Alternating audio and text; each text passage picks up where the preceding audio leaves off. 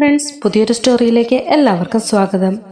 അങ്ങനെ ഒരു ദിവസം അലീന പപ്പയോട് പറയുന്നുണ്ട്, പപ്പ നമുക്ക് നാളെ ഒന്ന് പാലായിൽ പോയാലോ? പാലായിലോ? അവിടെ എന്തിനാ പോകുന്നേ? അത് പിന്നെ പപ്പ, അവിടുത്തെ ഓഫനേജിലാണല്ലോ ഞാൻ വളർന്നത്. എനിക്ക് എൻ്റെ പപ്പയെ കൂട്ടി അവിടെ പോകണം. നമ്മളെ കൊണ്ടാവുന്ന സഹായം അവിടെ സംഭാവന ചെയ്യണം എന്നിങ്ങനെ അലീന പറയുമ്പോൾ സ്റ്റാൻലി പറയും, സംഭാവന ചെയ്യാനാണെങ്കിൽ അതിപ്പോൾ ഇവിടെ ഇരുന്ന് നമുക്ക് അക്കൗണ്ടിലേക്ക് ട്രാൻസ്ഫർ ചെയ്യാലോ. അതിനിപ്പോൾ എന്തിനാ പാലാ വരെ പോകുന്നേ? നോക്കല്ലീന, അതൊന്നും നടക്കുന്ന കാര്യമല്ല. പാലായിലെങ്ങാനും വെച്ച് ആ വൈജയന്തിയുടെ കുടുംബക്കാരെങ്ങാനും എന്നെ കണ്ടാൽ നീ ഒന്ന് ആലോചിച്ച് നോക്ക് എന്നിങ്ങനെ സ്റ്റാൻലി അലീനയോട് പറഞ്ഞു. അലീന, പപ്പ പ്ലീസ്, പപ്പ പ്ലീസ്, ഞാൻ ആദ്യമായിട്ട് ചോദിക്കുന്ന ഒരു കാര്യമല്ലേ, പ്ലീസ് പപ്പ, പറ്റില്ല എന്ന് മാത്രം പറയരുത് എന്നിങ്ങനെ ഒക്കെ പറഞ്ഞ് അലീന കെഞ്ചി ചോദിക്കുന്നുണ്ട് സ്റ്റാൻലിയോട്. അവസാനം അലീനയുടെ നിർബന്ധത്തിന് വഴങ്ങി സ്റ്റാൻലി പോകാമെന്ന് സമ്മതിക്കുന്നുണ്ട്. അങ്ങനെ അടുത്ത ദിവസം രാവിലെ തന്നെ അവർ പാലായിക്ക് പോകുന്നുണ്ട്. ഉച്ചയായപ്പോഴത്തേക്കിനും അവരവിടെ ചെല്ലുന്നുണ്ട്. എന്നിട്ട് അവിടെ ചെന്ന് അലീന അവിടുത്തെ സിസ്റ്റർമാർക്കൊക്കെ തൻ്റെ പപ്പയെ പരിചയപ്പെടുത്തി കൊടുക്കും. സിസ്റ്ററെ, ഇതെൻ്റെ പപ്പയാണ്, സ്റ്റാൻലി ജോസഫ്. സ്റ്റാൻലി അവർക്ക് ഷെയ്ക്ക് ഹാൻഡൊക്കെ കൊടുക്കുന്നുണ്ട്. എന്നിട്ട് ചോദിക്കുന്നുണ്ട്, സിസ്റ്ററെ ചിന്നുമോൾ എന്തിയേ? ചിന്നുമോള് അപ്പുറത്തിരുന്ന് കളിക്കുവാണ്, നിങ്ങൾ ഇവിടെ ഇരിക്കുക, ഞാൻ പോയി അവളെ കൂട്ടിക്കൊണ്ട് വരാം എന്നും പറഞ്ഞ് സ്റ്റാൻലിയും അലീനയും അവിടെ ഇരുത്തിയ ശേഷം സിസ്റ്റർ ചിന്നുമോളെ വിളിക്കാനായി പോയി. അലീനയെ കണ്ടതും ചിന്നുമോള് അലീന ആൻറ്റിന്ന് വിളിച്ച് ഓടി വരും. അലീന ആൻറ്റി, ആൻറ്റി എന്താ ചിന്നുമോളുടെ കാര്യം മറന്നുപോയോ? ആൻറ്റി ഇപ്പോൾ എന്നെ കാണാൻ വരാറില്ലല്ലോ എന്നൊക്കെ ചിന്നുമോള് പരാതി രൂപേണ പറയുമ്പോഴത്തേനും അലീന പറയും, അതെന്നെ പോലെ ആൻറ്റി ഇപ്പോൾ കുറച്ച് ദൂരെയാണ് താമസിക്കുന്നേ, അവിടെ നിന്നൊന്നും പെട്ടെന്ന് ഇങ്ങോട്ടൊന്നും വരാൻ പറ്റില്ല, അതുകൊണ്ടാണ് ആൻറ്റി മോളെ കാണാൻ വരാഞ്ഞത്. ഇപ്പോൾ ആൻറ്റി വന്നത് ചിന്നുമോളെ കാണാൻ വേണ്ടിയിട്ടാണല്ലോ എന്നിങ്ങനെ അലീന പറയും കൂടി ചെയ്യും. അപ്പോൾ ചിന്നുമോള് ചോദിക്കും, ആൻറ്റി ഈ അങ്കിൾ ഏതാ? അപ്പോൾ അലീന പറയും, അതോ ആ അങ്കിള് അലീന ആൻറ്റിയുടെ പപ്പയാ. ആ അങ്കിളും മോളെ കാണാൻ വേണ്ടി വന്നതാ. അങ്കിള് എന്തൊക്കെയാണ് കൊണ്ടുവന്നിട്ടുള്ളതെന്ന് മോളൊന്ന് നോക്കിയേ. പെട്ടെന്ന് തന്നെ അലീനയുടെ അരികിൽ നിന്ന് ഓടി സ്റ്റാൻലിയുടെ അരികിലേക്ക് വരുന്നുണ്ട് പെട്ടെന്ന് ചിന്നുമോളെ കണ്ടതും സ്റ്റാൻലിക്ക് തൻ്റെ അനിയത്തി ഷെറിൻ്റെ ഒരു രൂപമാണ് തോന്നിയത്. ചെറുപ്പത്തിൽ അവളും ഇതേപോലെയായിരുന്നു ഇരുന്നത്. ഒരു നിമിഷം കൊണ്ട് അയാളത് ചിന്തിച്ചു. പെട്ടെന്ന് തന്നെ ചിരിച്ചുകൊണ്ട് ആ മുട്ടായി കവർ ചിന്നുമോളുടെ നേരെ നീട്ടി. മുട്ടായി കിട്ടിയതും ചിന്നുമോൾ അവിടെ നിന്ന് ഓടിപ്പോകും. അപ്പോഴത്തേക്കിനും സ്റ്റാൻലി പറയും, അലീന എല്ലാവരെയും കണ്ടില്ലേ, ഇനി നമുക്ക് തിരികെ പോയാലോ? ആ പപ്പ, നമുക്ക് പോകാം എന്നിങ്ങനെ പറഞ്ഞ് പോകാനായിട്ട് തുടങ്ങുമ്പോഴത്തേക്കിനും സ്റ്റാൻലി പെട്ടെന്ന്, ഒരു കാര്യം ഞാൻ മറന്നുപോയി എന്നും പറഞ്ഞ് തൻ്റെ പോക്കറ്റിൽ നിന്ന് ഒരു ചെക്ക് ലീഫ് എടുത്ത് അവരുടെ നേരെ നീട്ടും. എന്നിട്ട് പറയും, ഞാനിത് എൻ്റെ മകൾക്ക് വേണ്ടി ഇവിടെ സമർപ്പിക്കുകയാണ് എന്ന് പറഞ്ഞ് സ്റ്റാൻലി അവിടെ നിന്ന് പോകാൻ തുടങ്ങും. ഈ സമയത്ത് അലീന സ്റ്റാൻലിയുടെ മുഖത്തേക്ക് നോക്കി അവൾക്ക് കണ്ണു നിറയുന്നുണ്ട്. സ്റ്റാൻലി പറയുന്നുണ്ട്, എന്നാ ശരി വാ അലീന, നമുക്ക് പോകാം. അങ്ങനെ അലീന എല്ലാവരോടും യാത്രയൊക്കെ പറഞ്ഞ് തിരികെ കാറിലേക്ക് കയറി. അങ്ങനെ ആ വണ്ടിയിൽ യാത്ര ചെയ്യുമ്പോഴൊക്കെ അലീനയുടെ മനസ്സ് മറ്റെവിടെയായിരുന്നു. പപ്പ ഇതെല്ലാം ചെയ്യുന്നത് തനിക്ക് വേണ്ടിയാണ്. പപ്പ എന്നെ അത്രമേൽ സ്നേഹിക്കുന്നുണ്ട്. കർത്താവ് എന്നെ ഇത്രയും നാൾ സങ്കടപ്പെടുത്തിയത് ഇതേപോലെ ഒരു സന്തോഷം ഒന്നിച്ച് നൽകാൻ വേണ്ടിയായിരിക്കും എന്നൊക്കെ ചിന്തിച്ച് അലീന സ്റ്റാൻലിയെ തന്നെ ഇങ്ങനെ നോക്കി നിൽക്കുമ്പോൾ സ്റ്റാൻലി ചോദിക്കും, അല്ലെങ്കിൽ അലീന, നീ എന്താ എന്നെ ഇങ്ങനെ തുറച്ചു നോക്കി നിൽക്കുന്നത്? എന്നെ ആദ്യമായിട്ട് കാണുന്നത് പോലെ? ഒന്നുമില്ല പപ്പ, എനിക്കെൻ്റെ പപ്പയെ ഇതേപോലെ ചുമ്മാ എങ്ങനെ നോക്കി നിൽക്കണമെന്നൊരു തോന്നല്. അങ്ങനെ. നിനക്ക് എന്തെങ്കിലും കഴിക്കണമെന്നുണ്ടോ? ഉണ്ടെങ്കിൽ ഇവിടെ അടുത്ത് ഏതെങ്കിലും കടയിൽ നിർത്താം. വേണ്ട പപ്പ, ഞാൻ പപ്പയോട് ഒരു കാര്യം പറഞ്ഞാൽ പപ്പ എന്നോട് നോ പറയരുത്. എന്ത് കാര്യം? എന്ത് കാര്യം? നീ ആദ്യം കാര്യം പറ.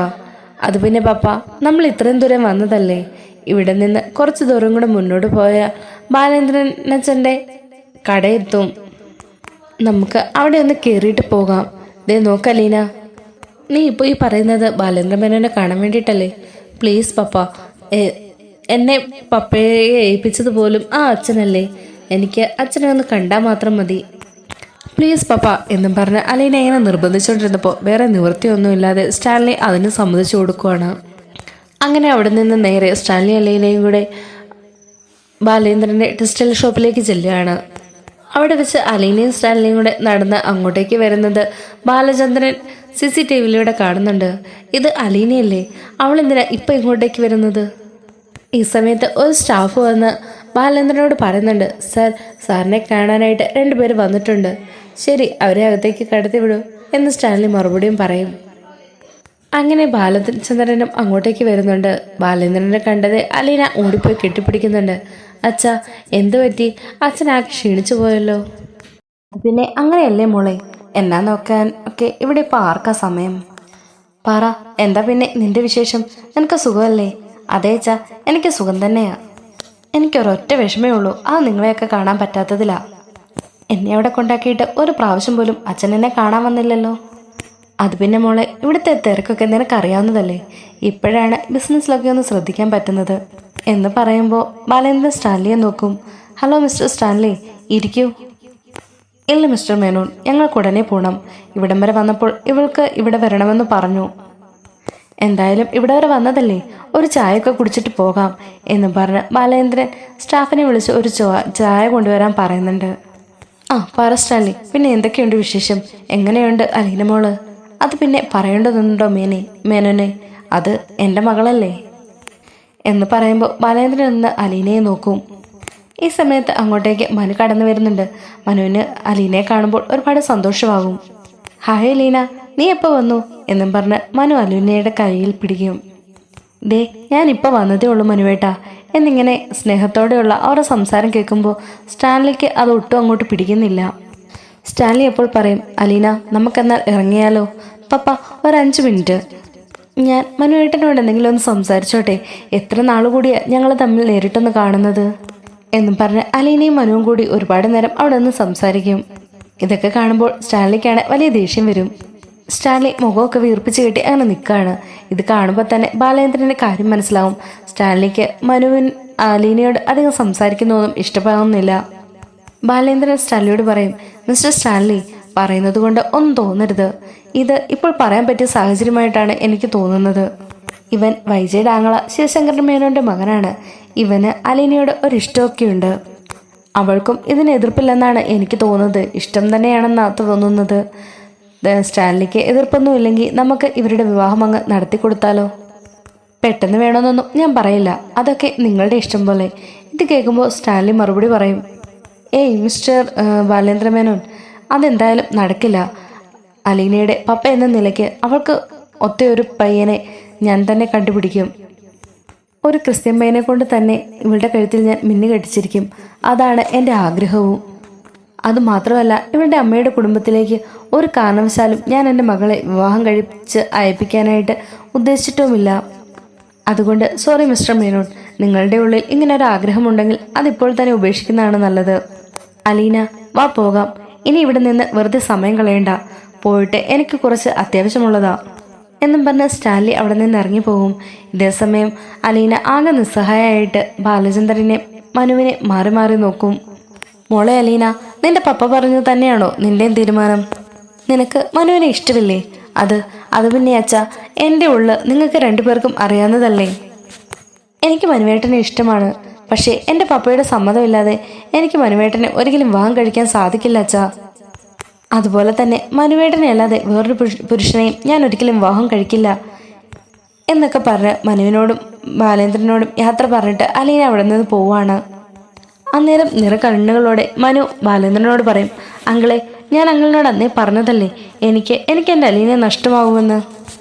അങ്കിളിനല്ലായിരുന്നു വാശി അവളുടെ അച്ഛനെ കണ്ടുപിടിച്ച് അവളെ അയാളുടെ കൈകളിൽ ഏൽപ്പിക്കണമെന്ന്. ഞാൻ അങ്കിളിനോട് എത്ര തവണ പറഞ്ഞതാ അവളെ എനിക്ക് തരാനായിട്ട്. ഇപ്പോൾ എല്ലാം അവസാനിച്ചില്ലേ അങ്കിളെ എന്നും പറഞ്ഞ് മനു അവിടെ നിന്ന് പൊട്ടിക്കരയുമ്പോൾ ബാലേന്ദ്രൻ അവളുടെ തോളിൽ തട്ടിയിട്ട് പറയും, എടാ മനുവേ, നീ വെറുതെ കരയാതെ, നീ വിഷമിക്കണ്ട.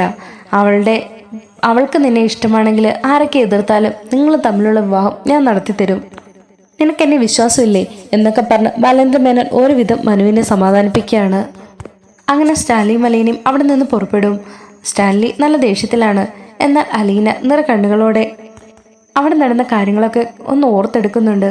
അങ്ങനെ കുറച്ചു നേരം ദൂരം യാത്ര ചെയ്തതിന് ശേഷം അലീന, വാ ഇറങ്ങ്, നമുക്ക് എന്തെങ്കിലും കഴിച്ചിട്ട് പോകാം എന്നിങ്ങനെ സ്റ്റാൻലി പറയും. വേണ്ട പപ്പ, എനിക്ക് വിശക്കുന്നൊന്നുമില്ല. പപ്പയ്ക്ക് വേണമെങ്കിൽ പോയി കഴിച്ചോ. ഓഹോ, അപ്പോൾ നീ വാശിയിലാണോ? എനിക്കാരോട് വാശി? പപ്പയ്ക്കാണല്ലോ വാശി. ഓ, അപ്പോൾ നീ വരുന്നില്ല. എങ്കിൽ ശരി, ഞാൻ പോയിട്ട് ഒരു ചായ കുടിച്ചിട്ട് വരാം എന്നും പറഞ്ഞ് സ്റ്റാൻലി വണ്ടി സൈഡാക്കിയിട്ട് ഒരു ചായ കുടിക്കാൻ വേണ്ടി പോവുകയാണ്. അന്നേരം അലീനയും കാറിന് പുറത്തേക്ക് ഇറങ്ങും. കാറിനരികിൽ നിന്ന് തന്നെ അലീന അങ്ങനെ നിൽക്കുന്ന സമയത്ത് കുറച്ച് ദൂരെയായിട്ട് ഒരു വൈജയന്തിയെ കാണും. ഈശ്വര, അമ്മയല്ലേ അത്? അമ്മ എങ്ങാനും പപ്പയെ കണ്ടാൽ എന്നോർത്ത് അവൾ ഭയക്കും. വൈജയെ കണ്ട അലീന പെട്ടെന്ന് തന്നെ കാറിൽ കയറും. അങ്ങനെ ചായയൊക്കെ കുടിച്ചിട്ട് സ്റ്റാൻലി റോഡ് ക്രോസ് ചെയ്ത് വരുമ്പോഴത്തേക്കിനും വൈജയന്തി സ്റ്റാൻലിയെ കാണുവാണ്. സ്റ്റാൻലിയെ കണ്ടതും വൈജ ആകെ അന്താളിച്ച് നിൽക്കും. ഈശ്വര, അത് സ്റ്റാൻലി അല്ലേ എന്നും പറഞ്ഞ് വൈജയന്തി പെട്ടെന്ന് അവിടെ നിന്ന് മറഞ്ഞു നിൽക്കും. അത് കാണുമ്പോൾ തന്നെ അലീനയ്ക്ക് മനസ്സിലാവും വൈജയന്തി സ്റ്റാൻലിയെ കണ്ടു എന്ന്. സ്റ്റാൻലി കാറിനടുത്ത് തേപ്പോഴത്തേക്കിനും അലീന പെട്ടെന്ന് സ്റ്റാൻലിയോട് പറയും, പപ്പ വാ, നമുക്ക് പെട്ടെന്ന് പോകാം. അതെന്ത് പറ്റി അലീന? സാധാരണ നീ ഇങ്ങനെയല്ലല്ലോ പറയാറ്.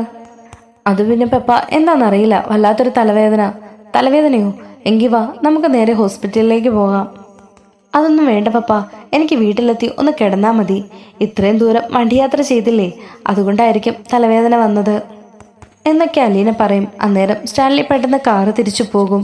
ഈ സമയം തൻ്റെ സാരി തലപ്പ് കൊണ്ട് വൈജയന്തി തല സഹിതം മൂടി മറഞ്ഞു നിൽക്കുകയാണ്. വൈജയന്തിയുടെ മുന്നിൽ കൂടെ കാർ കടന്നു പോകുമ്പോൾ വൈജയന്തി ഒരു മിന്നായം പോലെ അലീനയെ കാറിനുള്ളിൽ കാണും. വണ്ടി കടന്നു പോയതിനു ശേഷം വൈജയന്തി ചിന്തിക്കും, സ്റ്റാൻലിയും അലീനയും തമ്മിൽ എന്താണ് ബന്ധം? ഇനി അലീനയെ ബാലചന്ദ്രൻ സ്റ്റാൻലിയുടെ വീട്ടിലേക്കായിരിക്കുമോ മാറ്റിയിരിക്കുന്നത്? ആലോചിച്ചിട്ട് ഒരെത്തും പിടിയും കിട്ടുന്നില്ല എന്ന് പറഞ്ഞ് വൈജ നേരെ വീട്ടിലേക്ക് പോകും. വീട്ടിൽ ചെന്നതിന് ശേഷം വൈജ ഫോണെടുത്ത് ഗംഗേട്ടനെ വിളിക്കും. ഹലോ വൈജെ, പറയൂ, എന്തൊക്കെയുണ്ട് വിശേഷം? ഇനി നീ വല്ല പുതിയ പ്രശ്നവും ഉണ്ടാക്കിയോ? ഓ, അപ്പം ഗംഗേട്ടൻ എന്നെ ഒരു പ്രശ്നക്കാരിയായിട്ടാണ് കാണുന്നത്. അതേടി, അങ്ങനെ എന്തെങ്കിലും പ്രശ്നം ഉണ്ടാക്കിയിട്ടായിരിക്കുമല്ലോ സാധാരണ നീ എന്നെ വിളിക്കാറ്. ആ, അതൊക്കെ പോട്ടെ, എന്തായാലും നീ ഇപ്പം വിളിച്ചതിൻ്റെ കാര്യം പറ. അത് പിന്നെ ഗംഗേട്ട, സ്റ്റാൻലി നാട്ടിലെത്തിയിട്ടുണ്ട്. നീ എന്തൊക്കെയാ വെച്ച് പറയുന്നത്? സ്റ്റാൻലി എത്തിയിട്ടുണ്ടെന്നോ? നിന്നോട് ആരാ ഇതൊക്കെ പറഞ്ഞത്? എന്നോട് ആരും പറഞ്ഞതല്ല ഗംഗേട്ട, ഞാൻ അയാളെ നേരിട്ട് ഇന്ന് ടൗണിൽ വെച്ച് കണ്ടു. എന്നിട്ടോ, അയാൾ നിന്നെ കണ്ടോ? ഇല്ല ഗംഗേട്ട, അയാൾ എന്നെ കണ്ടിട്ടില്ല. പക്ഷേ ഞാൻ അയാളെ കണ്ടു. ഞാൻ കണ്ടപ്പോൾ പെട്ടെന്ന് അയാൾ എന്നെ കാണാതെ ഞാൻ മറഞ്ഞു നിന്നു. അത് നന്നായി വൈജേ, അവൻ നിന്നെ കാണാതിരുന്നത് നന്നായത്. അവൻ തന്നെ കണ്ടിരുന്നെങ്കിൽ നിന്റെ പൂർവ്വകഥകൾ മുഴുവൻ നിന്റെ ഭർത്താവും കുട്ടികളും ഒക്കെ അറിയുമായിരുന്നു. എന്തായാലും നീ നന്നായിട്ട് ശ്രദ്ധിക്കണം വൈജേ. അവനിവിടെ എത്തിയിട്ടുണ്ടെങ്കിൽ ഇന്നല്ലെങ്കിൽ നാളെ അവൻ നിന്നെ കാണാനായിട്ട് വരും. ഹാ, എന്നെ കണ്ടാലും എനിക്ക് വലിയ കുഴപ്പമൊന്നുമില്ല ഗംഗേട്ട. അയാളല്ലേ എന്നെ ചതിച്ചത്. എന്നെ ചതിച്ച് ഗർഭിണിയാക്കിയിട്ട് അയാൾ കടന്നു കളഞ്ഞതല്ലേ. ആ വൃത്തികെട്ടനെ കണ്ടപ്പോൾ അയാളുടെ കാരണം നോക്കി ഒരെണ്ണം പൊട്ടിക്കാനാണ് എനിക്ക് തോന്നിയത്. പിന്നെ ഞാൻ എൻ്റെ മക്കളെ ഓർത്താ അതൊന്നും വേണ്ടാന്ന് വെച്ചത്. ഇതൊക്കെ കേൾക്കുമ്പോൾ ഗംഗാധരമേനോൻ അവിടെ നിന്ന് പരുങ്ങുന്നുണ്ട്. കാരണം സ്റ്റാൻലി വൈജയെ ചതിച്ചിട്ടില്ലെന്ന് ഗംഗേട്ടന് നന്നായിട്ട് അറിയാം. ചതിച്ചത് താനും തൻ്റെ അനിയൻ ശിവേട്ടനും അപ്പനും ഒക്കെ കൂടിയാണ്. നാണക്കേട് ഭയന്നാണ് വൈജയും സ്റ്റാൻലിയും തമ്മിൽ ഞങ്ങൾക്ക് പിരിക്കേണ്ടി വന്നത്. അതുകൊണ്ട് ഒരിക്കലും വൈജ സ്റ്റാൻലിയെ കാണരുത് എന്നൊക്കെ ഗംഗേട്ടൻ മനസ്സിൽ വിചാരിക്കുകയാണ്. അന്നേരം വൈജ ചോദിക്കും, ഗംഗേട്ടൻ എന്നാ ഒന്നും പറയാത്തത്? ഞാൻ എന്ത് പറയാനാ വൈജി? എനിക്ക് നിന്നോട് ഒരു കാര്യം മാത്രമേ പറയാനുള്ളൂ. പിന്നെ ഗംഗേട്ട, ഞാനൊരു കാര്യം പറയാൻ മറന്നുപോയി. ഇന്ന് ഞാൻ സ്റ്റാൻലിയെ കണ്ടപ്പോൾ സ്റ്റാൻലിയുടെ കാറിൽ വെച്ച് അലീനയും ഞാൻ കണ്ടു. നീ എന്തൊക്കെയാ വൈജ പറയുന്നത്? അലീന സ്റ്റാൻലിയുടെ കാറിലിരിക്കുന്നത് നീ കണ്ടെന്നോ? അതിന് സ്റ്റാൻലിയുടെ വീട്ടിൽ ചെല്ലാനും മാത്രം എന്ത് കാരണമാണ് അലീനയ്ക്കുള്ളത്? അത് തന്നെയാ ഗംഗേട്ട എനിക്കും മനസ്സിലാവാത്തത്. ചിലപ്പോൾ നിനക്കത് തോന്നിയതായിരിക്കും വൈജയ്. അല്ല ഗംഗേട്ട, ഞാൻ കണ്ടതാ. അത് അലീന തന്നെയാ. ബാലേട്ടനെങ്ങാനും അറിയാതെ എങ്ങാനും ആണോ? ഇനി ബാലേന്ദ്രൻ എങ്ങാനും സ്റ്റാൻലിയുടെ വീട്ടിലാണോ അലീനയെ ജോലിക്ക് നിർത്തിയത്? അങ്ങനെയാണെങ്കിൽ അവൾ എന്നെക്കുറിച്ച് അവിടെ പറയില്ലേ? ഗംഗേട്ടൻ ചോദിക്കുന്നുണ്ട്. അതെങ്ങനെയാ വൈജയ് നിന്റെ കാര്യം അവിടെ പറയുന്നത്? നിന്നെക്കുറിച്ച് എന്തിനാണ് അലീന അവിടെ പറയേണ്ട കാര്യമുള്ളത്? നീ എന്തായാലും സമാധാനപ്പെട്. നമുക്ക് വരുന്നിടത്ത് വെച്ച് കാണാം. എനിക്കൊന്നേ നിന്നോട് പറയാനുള്ളൂ. നീ എന്തായാലും ബാലേന്ദ്രനുമായിട്ട് വഴക്കിനൊന്നും പോകണ്ട. അയാൾ പറയുന്നതനുസരിച്ച് ജീവിക്കാൻ നോക്ക്. തന്നിഷ്ടം കാണിക്കാനാണ് തീരുമാനമെങ്കിൽ പിന്നീടുണ്ടാകുന്ന ഭവിഷ്യത്തുകൾ അത് നീ തന്നെ അനുഭവിക്കേണ്ടി വരും. അഹങ്കാരം വരുമ്പോൾ നീ ഒന്ന് ഓർത്താൽ മതി. 23 വർഷങ്ങൾക്ക് മുമ്പ് നീ ജീവിച്ച അഴിഞ്ഞാട്ട ജീവിതം. നിന്റെ ഭർത്താവും മക്കളും ഇതൊന്നും അറിയാതിരിക്കണമെന്നുണ്ടെങ്കിൽ അടങ്ങി ഒടുങ്ങി ജീവിക്കാൻ നോക്ക് എന്നൊക്കെ പറഞ്ഞ് ഗംഗേട്ടൻ അങ്ങ് ഫോൺ വെക്കും. ഈ സമയം വൈജ ആകെപ്പാടെ ടെൻഷനിലായിരിക്കും. ബാലേന്ദ്രൻ സത്യങ്ങളൊക്കെ അറിഞ്ഞു കാണുമോ? അതുകൊണ്ടായിരിക്കുമോ അങ്ങേർക്ക് ഇപ്പം എന്നോട് ഇത്രമാത്രം ദേഷ്യം? ആ നശ്യവൾ എന്തായാലും സ്റ്റാലിനിയോട് സത്യങ്ങളെല്ലാം തുറന്നു പറയും. അവൾ എൻ്റെ ജീവിതം നശിപ്പിക്കും. എൻ്റെ മക്കളും ഭർത്താവും സത്യങ്ങളൊക്കെ തിരിച്ചറിഞ്ഞു കഴിഞ്ഞാൽ പിന്നീട് ഞാൻ ഒരിക്കലും ജീവിച്ചിരിക്കില്ല എന്നൊക്കെ ചിന്തിച്ച് വൈജ ആകെ ഭ്രാന്തി പിടിച്ച പോലെ നടക്കുകയാണ്. പിന്നീട് നമ്മളെ കാണിക്കുന്നത് സ്റ്റാൻലിയും അലീനയും തിരിച്ച് വീട്ടിലെത്തുന്നതാണ്. ഈ സമയത്ത് നമ്മുടെ വല്യപ്പച്ചൻ വെളിയിൽ അവരെ കാത്തു നിൽപ്പുണ്ട്. അലീനയെ കണ്ടതും അവധുകുട്ടിച്ചാൻ ചോദിക്കും, അല്ല നീ പെട്ടെന്ന് വരാമെന്ന് പറഞ്ഞ് പോയിട്ട് ഇപ്പം സമയം എന്തായി? നിങ്ങൾ ഇത്രയും നേരം എവിടെ ആയിരുന്നു? ഞാൻ എത്ര നേരമായെന്നറിയുമോ നിങ്ങളെയും കാത്ത് ഇവിടെ ഇങ്ങനെ നിൽക്കുന്നു. അത് പിന്നെ വല്യപ്പച്ച, ഞങ്ങൾ വരുന്ന വഴിക്ക് അച്ഛൻ്റെ കടയിലൊന്ന് കയറി. ആരുടെ? ബാലേന്ദ്രൻ്റെയോ? അതെ വല്യപ്പച്ച. അതെ വല്യപ്പച്ച. ആഹാ, എന്നിട്ട് ബാലേന്ദ്രൻ എന്ത് പറയുന്നു മോളെ എന്ന് വല്യപ്പച്ചൻ ചോദിക്കുമ്പോൾ അലീന സ്റ്റാലിനെ നോക്കിയിട്ട് പറയും, അതൊക്കെ വല്യപ്പച്ചൻ്റെ മകനോട് തന്നെ ചോദിച്ചു നോക്ക്. എന്താണെന്നറിയില്ല, എനിക്ക് വല്ലാത്തൊരു തലവേദന എന്നും പറഞ്ഞ് അലീന അകത്തേക്ക് കയറി പോകുന്നുണ്ട്. അന്നേരം അവധുകുട്ടിച്ചാൻ സ്റ്റാലിനോട് ചോദിക്കും, എടാ സ്റ്റാലി, എന്താ അവിടെ എന്തെങ്കിലും പ്രശ്നമുണ്ടായോ? അന്നേരം സ്റ്റാലി മറുപടി ഒന്നും പറയാതെ അവധുകുട്ടിച്ചനായനെ രൂക്ഷമായെന്ന് നോക്കിയിട്ട് അകത്ത് റൂമിലേക്ക് പോയി. ലാലിച്ചൻ്റെ പുറകെ പോയിട്ട് അവധുകുട്ടിച്ചാൻ വീണ്ടും ചോദിക്കും, എടാ ലാലിച്ച, ഞാൻ നിന്നോട് ചോദിക്കുന്നത് നീ കേൾക്കുന്നില്ലേ? അവിടെ നീ വല്ല പ്രശ്നം ഉണ്ടാക്കിയോന്ന്? അവിടെ ഞാൻ എന്ത് പ്രശ്നം ഉണ്ടാക്കിയെന്ന് അപ്പച്ചനെ പറയുന്നേ? അവിടെ ഞാനൊരു പ്രശ്നം ഉണ്ടാക്കിയിട്ടില്ല. അവിടെ ചെന്നപ്പോൾ ബാലേന്ദ്രൻ എനിക്കൊരു പ്രപ്പോസൽ കൊണ്ടുവന്നു. എന്താ ലാലിച്ച നീ പറഞ്ഞേ? എൻ്റെ ചിന്നമ്മയ്ക്ക് കല്യാണാലോചന കൊണ്ടുവരികയോ? നമ്മുടെ കുട്ടിക്ക് എന്തിനാ അയാൾ വിവാഹാലോചനയായിട്ട് വരുന്നേ? അവളുടെ അപ്പനായിട്ടുള്ള നീ ജീവിച്ചിരിപ്പുണ്ടല്ലോ. അതൊക്കെ പോട്ടെ നിൽക്കാം അപ്പച്ച. ആരുമായിട്ടാണ് അലീനയുടെ വിവാഹം നിശ്ചയിച്ചു വെച്ചേക്കുന്നതെന്ന് അപ്പച്ചൻ അറിയുമോ? വൈജയുടെ ആങ്ങളെയുണ്ടല്ലോ, ശിവശങ്കര മേനോൻ, അയാളുടെ മകൻ മനു. എന്താ ലാലിച്ചേ പറയുന്നേ? നമ്മളെ ചതിച്ച അവളുടെ വീട്ടിലെ പെണ്ണിൻ്റെ കസിൻ ആങ്ങളെയായിട്ടാണോ ഇവിടുത്തെ കൊച്ചിനെ വിവാഹം ആലോചിച്ച് വന്നിരിക്കുന്നത്? നമ്മുടെ കൊച്ചിന് നമ്മുടെ മതത്തിൽ നിന്ന് മതി ഒരു വിവാഹാലോചന. ഞാൻ അതൊക്കെ സമ്മതിക്കുമെന്ന് അപ്പച്ചനെ തോന്നുന്നുണ്ടോ? ഞാൻ എനിക്ക് പറയാനുള്ളതൊക്കെ അവരോട് അപ്പം തന്നെ പറഞ്ഞു. ഈ വിവാഹം ഒരിക്കലും നടക്കത്തില്ലെന്നും അങ്ങനെ വല്ല പൂതിയുണ്ടെങ്കിൽ അത് മനസ്സിൽ നിന്നെടുത്ത് കളഞ്ഞോളാനും പറയാൻ വേണ്ടിയിട്ടാണ് ഞാനിപ്പോൾ അങ്ങോട്ടേക്ക് പോയത് തന്നെ.